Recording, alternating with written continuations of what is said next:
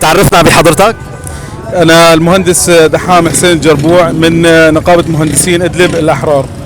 والنعم منك، يا أهلا وسهلا ومرحبا فيك بين أهلك وإخواتك بدمشق. أهلا وسهلا. سوريا كلها أهلنا وكلها أخواتنا، ونحن نبارك لشعب سوريا جميع هذا النصر العظيم على الطاغي المجرم اللي أفسد في هالبلاد وأجرم في حق الشعب من جميع الطوائف وجميع الملل، أجرم في حقها وسلب حريته وحقوقها. نحن إن شاء الله هذا العهد لحتى ياخذ كل ذي حق حقه إن شاء الله. الحمد لله الحمد لله. نحن حابين نستفيد من هذا الوقت ونطلع للمستقبل، بما انه صار الاسد من الماضي وان شاء الله تعالى حابين نستعلم منك، بما انك بتمثل نقابة المهندسين السوريين ان شاء الله، بمستقبل سوريا العمراني والهندسي واللي هو تم تشويهه على مدى عشرات السنين من حكم آل الاسد. هل في نظرة متطورة إبداعية مختلفة عن الماضي؟ هل في قوانين جديدة حتصدر من وجهة نظرك أو مقترحات لقوانين للعمارة اللي حتصير بالبلد كلياتها؟ أخي الكريم، بالنسبة لموضوع العمراني والتنظيم العمراني والهندسي ضمن البلد، نحن المعمول عنا في إدلب يعني حاولنا دائما أشفي قيود بروتوكولات أنظمة قديمة ضمن الضابطة اللي حطها النظام القديم، حاولنا نلغي نعدل نطور. في مجال للمهندس يبدع. كان في مشاريع حاليا نحن كنا عم نعمل في وزارة الدار المحلية والخدمات، عم تقدم دراسات عمرانية لأبراج سكنية ضمن مدينة إدلب. نعم. في قبل التحرير. نعم. ونحن إن شاء الله مستمرين في هذا العمل. النظام شوه سوريا، يريدها دولة قديمة، دولة غير حضارية، عمران مشوه، منع التمدد العمراني بشكل عام ودي للأبنية في المدن.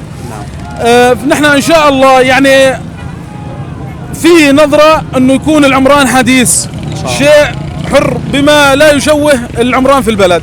على سبيل المثال، واحدة من التحديات اللي كنت أنا أشوفها مع طلاب الهندسة انه المشاريع اللي عم تتقدم للتخرج على سبيل المثال كانت كلها عم بتكون حبيسة الدروج يعني مشاريع مكررة مشاريعه. نعم، ما كان فيها روح الابداع او الابتكار ابدا.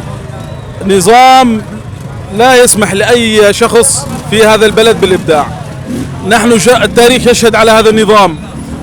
المبدع في بلدنا اما يقتل او يهجر خارج هذه البلد. لا مجال للابداع، سواء في العمران، سواء في الطب، سواء في أي مجال، لا مجال للإبداع عند هذا النظام. النظام يريد هذا البلد بلد متخلف، بلد محكوم بالدكتاتورية، محكوم بالظلم، بالطغيان، بالفساد، لأجل أن يبقى مسيطر وسيد على هذا البلد وسلب لمقدراته ونهب لمقدرات هالبلد فقط.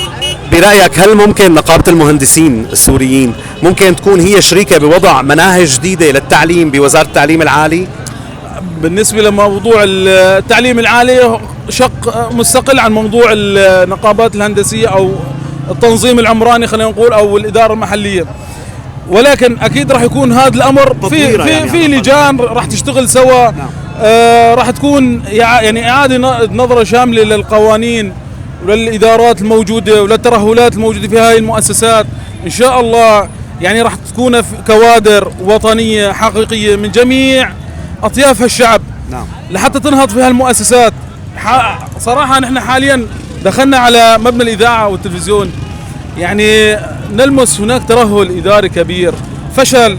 نعم. نطلب هيكليات، نطلب قوائم موجودة، جرد كذا. نعم. ما في شيء.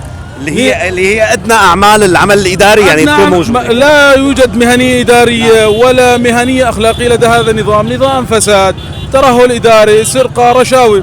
نحن إن شاء الله سوريا الحديثة، سوريا الجديدة ستكون ناس شرفاء تدير هذا البلد من جميع مكونات هذا الشعب إن شاء الله. إن شاء الله. بما يحقق المصلحة العامة لجميع الشعب السوري. ازدهار، تكون هاي البلد أرقى بلد نتحدى فيها دول العالم إن شاء الله. آخر سؤال، حضرتك تمتلك مشروع خاص فيك؟ أنا مشروعي الخاص، أنا صراحة درست في جامعة البعث. البعث بنأكد عليها، هي جامعة سوريا وليست جامعة البعث. أكيد. درست فيها، بسبب وحشيته وإجرامه لم أستطع أن أكفي دراستي في حمص، فأتممت دراستي في جامعة الثورة في جامعة إدلب. ما شاء الله. وإن شاء الله أريد أن أرجع إلى بلدي إلى حمص لنعمل فيها ونطور في العمل الهندسي وفي الجامعات، ونكون مع زملائنا القادمين والجداد إن شاء الله في بناء وتطوير هاي البلد في ضمن مجالنا بإذن الله. إن شاء الله. كل الشكر لك، متشكرة كثير وبالتوفيق إن شاء الله. أهلا وسهلا.